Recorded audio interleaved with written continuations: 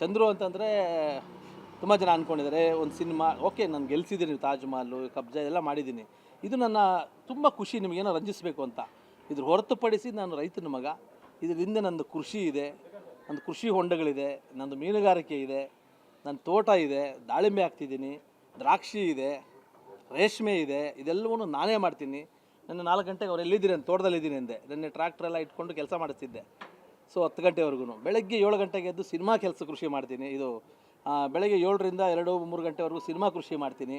3 ನಂತರ ರಾತ್ರಿ 9 ಆಗಲಿ ತೋಟಕ್ಕೆ ಹೋಗಿ ನನ್ನ ತಂದೆ ಬಳುವಳಿ ಕೊಟ್ಟಿರ್ತಕ್ಕಂಥ ಆ ಕೃಷಿನೂ ಮಾಡ್ತೀನಿ.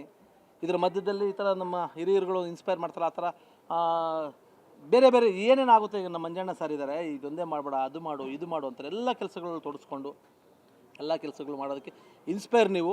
ನಾನು ಏನೇ ಮಾಡಿದ್ರು ಕೂಡ ಇವತ್ತು ಚಂದ್ರು ಚಂದ್ರು ಅನ್ನೋ ಬ್ರ್ಯಾಂಡ್ ಮಾಡಿದವರು ನಾನು ಯಾವಾಗಲೂ ನೆನೆಸ್ಕೋತೀನಿ. ಯಾರು ಏನಂದ್ರೆ ನನಗೇನಿದಿಲ್ಲ, ಆಮೇಲೆ ಯಾರೂ ನನಗೇನು ಊಟ ಹಾಕಲ್ಲ. ನನಗೆ ನಾನೇ ದುಡಿಬೇಕು, ನಾನೇ ಬೆಳಿಬೇಕು. ಚಂದ್ರು ಅಂತ ಬ್ರ್ಯಾಂಡ್ ಮಾಡಿದವರು ತಾಜ್ ಮಹಲಿಂದ ಕಬ್ಜಾವರೆಗೂ ನೀವುಗಳು ಸರ್. ನಿಮ್ಮ ಸಪೋರ್ಟಿಂದನೇ ಚಂದ್ರು ಆಗಿದ್ದು. ಇವತ್ತು ಚಂದ್ರುನ ಒಂದಷ್ಟು ನನ್ನ ಸಮಾಜ ಪರ ಕೆಲಸಗಳು ಸೇರಿಕೊಂಡು ಡಾಕ್ಟರ್ ಚಂದ್ರು ಮಾಡಿರ್ಬೋದು. ಅದು ನಾನು ಚಂದ್ರು ಆಗೇ ಇರ್ತೀನಿ. ಡಾಕ್ಟರ್ ನಾನು ಮುಂದೆ ಹಾಕ್ಕೊಂಡು ಅದನ್ನು ಬೇಗ ಹಾಕೆಲ್ಲ ನಾನು ಹೋಗಲ್ಲ. ಅದು ನೀವು ಕೊಟ್ಟಂತಹ ಒಂದು ಗೌರವನ ನಾನು ಬೇಡ ಅನ್ನಲ್ಲ, ಇಟ್ಕೋತೀನಿ. ಇನ್ನೂ ಮಾಡೋದು ತುಂಬ ಇದೆ. ಆ್ಯಕ್ಚುಲಿ ಏನೂ ಮಾಡಿಲ್ಲ ನಾನು ಏನೇನೂ ಮಾಡಿಲ್ಲ. ನಾನು ಮಾಡೋದು ತುಂಬ ಇದೆ. ಈಗ 45 ವರ್ಷ ನನಗೆ. ಇಲ್ಲಿಂದ ಶುರು ಮಾಡ್ತೀನಿ. ನಿಜವಾದ ಸಿನಿಮಾ, ನಿಜವಾದ ಬಿಸ್ನೆಸ್ಸು ಅಥವಾ ರೈತರ ಕ್ಷೇತ್ರದಲ್ಲಿ ಈಗ ದಾಳಿಂಬೆ ಮಾಡ್ತಿದ್ದೀನಿ, ದ್ರಾಕ್ಷಿ ಮಾಡ್ತಿದ್ದೀನಿ. ಅಲ್ಲಿ ಅಷ್ಟೇ ಎರಡೂ ಕ್ಷೇತ್ರದಲ್ಲೂ ಕೂಡ ಈಗ ಮಾಡೋಕ್ಕೆ ಶುರು ಮಾಡಿದ್ದೀನಿ. ಈಗ ನನಗೆ ಮೆಚ್ಯೂರಿಟಿ ಬಂದಿದೆ, ಬುದ್ಧಿ ಬಂದಿದೆ, ಜ್ಞಾನ ಬಂದಿದೆ. ಈಗ ಒಳಗಡೆ ಎಲ್ಲ ಹುಟ್ಟಿದೆ. ಇದನ್ನು ಆಚೆ ಈಗ ಕೊಡಬೇಕು. ಈಗ ಇಷ್ಟು ದಿನ ಹೊರಗಡೆ ಬಂದಿದ್ದು ತಗೊಳ್ತಿದ್ದೆ. ಜ್ಞಾನ ಅನ್ನೋದನ್ನು ಹೊರಗಡೆ ಜ್ಞಾನ ತುಂಬಿಸ್ಕೊತಿದ್ದೆ. ಅಂದರೆ ಈ ಕೆಟ್ಟದ್ದು ಒಳ್ಳೆಯದು ಸೇರ್ಕೊಳ್ತಿತ್ತು. ಈಗ ಆ್ಯಕ್ಚುಲಿ ನನಗೆ ಜ್ಞಾನೋದಯ ಆಗಿದೆ. ಈಗ ನನ್ನ ಆತ್ಮದಿಂದ, ನನ್ನ ಒಂದೇನಂತಾರೆ ನಾಭಿಯಿಂದ ಈಗ ನನಗೆ ಜ್ಞಾನ ಬಂದಿರೋದನ್ನು ಆಚೆ ತೆಗಿಬೇಕು. ಅಂದರೆ ಸಿನಿಮಾಗಳು ಮಾಡಬೇಕು. ಭಾಳ ಟಫ್ ಇದೆ ಇವತ್ತಿನ ಏನು ಕಾಲಘಟ್ಟ. ಸಿನಿಮಾ ರಂಗದಲ್ಲಿ ಟಫ್ ಅಂತಂದರೆ ನೆಗೆಟಿವ್ ಆಗಿ ಏನು ಭಾವಿಸಂಗಿಲ್ಲ ಸರ್. ಹುಟ್ಟಿಸಿದ ದೇವರು ಇದ್ದಾರಲ್ಲ, ನಾನೊಂದು ಮಾತು ಹೇಳೋಕ್ಕೆ ಇಷ್ಟಪಡ್ತೀನಿ. ಇತ್ತೀಚೆಗೆ ಒಂದಷ್ಟು ವಿದ್ಯಮಾನದಲ್ಲಿ ನಾನು ನೋಡ್ತಾ ಇದ್ದೀನಿ. ಯೂಟ್ಯೂಬಲ್ಲೆಲ್ಲ ನೋಡಿದಾಗ ಎಲ್ಲ ಭಯ ಪಡ್ತಾ ಇದ್ದಾರೇನೋ ಅಂತ ಅಂದ್ಕೊಳ್ತೀನಿ. ಭಯ ಪಡೋಂಗೇನಿಲ್ಲ ಸರ್.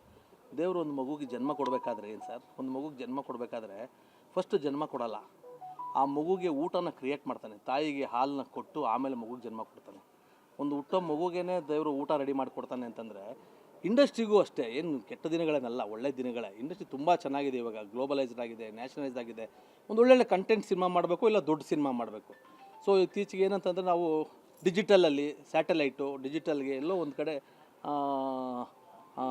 ಅಪ್ಪನ ಹಾಕಿದ್ದು ಮರದ ಥರ ನಾವು ತಪ್ಕೊಂಬಿಟ್ವಿ. ಅದ್ರ ಮೇಲೆ ಡಿಪೆಂಡ್ ಆಗಿಬಿಟ್ವಿ ನಾವು. ಅದು ಇಲ್ಲದೇ ಇದ್ರೆ ಸಿನಿಮಾ ಮಾಡೋಕ್ಕಾಗಲ್ವೇನೋ ಅಂತ ನಾವೆಲ್ಲ. ಸೊ ಡೆಫಿನೆಟ್ಲಿ ಅದನ್ನು ಚೂರು ಕಷ್ಟದ ದಿನಗಳು ಅಂದ್ಕೊಳ್ತೀನಿ. ಅದನ್ನು ಪಾರು ಮಾಡಿಕೊಂಡ್ರೆ ಥಿಯೇಟ್ರಿಗೆ ನಾವು ಸಿನಿಮಾ ಮಾಡಿದ್ರೆ ಇವತ್ತು ಡೆಫಿನೆಟಾಗಿ ಜನ ಸಿನಿಮಾ ನೋಡ್ತಾರೆ. ಯಾಕೆ ಫ್ರಮ್ ಶೋ ನೋಡಲಿಲ್ವ ಸರ್, ಕಾಂತಾರ ನೋಡಲಿಲ್ವ ಸರ್? ಚಿಕ್ಕ ಸಿನಿಮಾನೂ ನೋಡ್ತಾರೆ, ದೊಡ್ಡ ಸಿನಿಮಾನೂ ನೋಡ್ತಾರೆ ಸರ್. ನಾನು ಕಬ್ಜಾ ಸಿನಿಮಾನೂ ನೋಡಿದ್ದಾರೆ ಸರ್. ಕಬ್ಜಾ ಸಿನಿಮಾ ನೋಡದೆ ಹೋಗಿ ನಾನು ಇಲ್ಲಿ ಕೂತ್ಕೊಳ್ತಾನೆ ಇರಲಿಲ್ಲ. ಎನಿವೆ ಅದು ಒಂದು ಬೇರೆ ಥರದ ಸ್ಟ್ರಾಟಜಿಗಳು ಮಾಡಬೇಕು, ಸಿನಿಮಾ ಮಾಡಬೇಕು, ಪ್ರೀತಿಯಿಂದ ಸಿನಿಮಾ ಮಾಡಬೇಕು ಫಸ್ಟು. ಇವತ್ತೇನಂತಂದರೆ ಇವತ್ತು ಟೆಕ್ನಾಲಜಿ ಮುಂದುವರೆದಿರೋದು ಕೂಡ ಎಲ್ಲೋ ಒಂದು ಕಡೆ ಡಿಸ್ಅಡ್ವಾಂಟೇಜು. ಯಾಕೆ ಅಂತಂದರೆ ಎಲ್ಲೋ ಒಂದು ಕಡೆ ಅದು ತಪ್ಪು ಅಂತ ಹೇಳಲ್ಲ. ಇವತ್ತು ಸಿನಿಮಾಗಳನ್ನ ಇವತ್ತು ನಾವು ಮೊಬೈಲಲ್ಲೇ ಸಿನಿಮಾ ಮಾಡಿಬಿಡ್ತೀವಿ. ಸೊ ಕ್ವಾಲಿಟಿ ಸಿನಿಮಾ ಕೇಳ್ತಾರೆ. ಅದು ನಮ್ಮ ಕರ್ನಾಟಕದವ್ರಿಗೆ ತುಂಬ ಚಾಲೆಂಜಿಂಗ್ ಇದೆ. ಏನಕ್ಕೆ ಅಂತಂದರೆ ಇದೆಲ್ಲ ಸಿನಿಮಾ ನೋಡ್ತೀವಿ ನಾವು. ಮಲಯಾಳಂ ಸಿನಿಮಾ ನೋಡ್ತೀವಿ, ತೆಲುಗು ಸಿನಿಮಾ ನೋಡ್ತೀವಿ, ಹಿಂದಿ ಸಿನಿಮಾ ನೋಡ್ತೀವಿ. ಏನು ಗೊತ್ತಾ ಸರ್, ಎಲ್ಲ ಸಿನಿಮಾನೂ ನೋಡಿ ಬಿರಿಯಾನಿ ತಿಂತೀವಿ, ಕಬಾಬ್ ತಿಂತೀವಿ, ಎಲ್ಲ ತಿಂದು ನಮ್ಮ ಮನೆಯಿಂದ ಏನೋ ಒಂದು ಅನ್ನ, ರಸ, ಚಿತ್ರಾನ್ನ ಏನೋ ಒಂದು ರೆಡಿ ಆಗುತ್ತೆ ಅಂತ ಅಂದ್ಕೊಳ್ಳಿ. ನಮ್ಗೇನು ಅನ್ಸುತ್ತೆ, ಇದು ನಮ್ಮ ಮನೆದು ಬಿಡು ಅನ್ನೋ ಥರ ಅನಿಸ್ಬಿಡುತ್ತೆ. ಅದೆಲ್ಲ ಕಾಮನ್. ಅದು ಹಿತ್ತಲಗಡ ಮದ್ದಲ್ಲ ಅಂತ. ಫಸ್ಟು ನಮ್ಮ ಪ್ರೇಕ್ಷಕರು ನಮ್ಮ ಮನೆ ಊಟನ ಫಸ್ಟ್ ಇಷ್ಟಪಡಬೇಕು. ನಮ್ಮ ಮನೆ ಡೈರೆಕ್ಟರ್ಗಳಿಗೆ, ನಮ್ಮ ಮನೆ ಪ್ರೊಡ್ಯೂಸರ್ಗಳಿಗೆ ಒಂದು ಕಡೆ ಇದನ್ನು ಪ್ರೀತಿಯಿಂದ ಕೇಳ್ಕೊಳ್ತೀನಿ. ನಾನು ಇದನ್ನು ತುಂಡಾಗಿ ಕಟ್ ಮಾಡಿ ಇದನ್ನು ಅಪಪ್ರಚಾರ ಆಗೋದು ಬೇಡ. ನೀಟಾಗಿ ಫಸ್ಟ್ ನಮ್ಮ ಡೈರೆಕ್ಟರ್ಗಳನ್ನು, ನಮ್ಮ ಪ್ರೊಡ್ಯೂಸರ್ನ, ನಮ್ಮ ಮನೇನ ಫಸ್ಟ್ ಇಷ್ಟಪಡೋಕ್ಕೆ ಸ್ಟಾರ್ಟ್ ಆಗೋಗ್ಬಿಟ್ರೆ ನಿಮ್ಮಿಂದ ಶುರುವಾಗುತ್ತೆ. ಎಲ್ಲರೂ ಒಳ್ಳೆ ಸಿನಿಮಾಗಳೇ ಮಾಡ್ತಿದ್ದಾರೆ.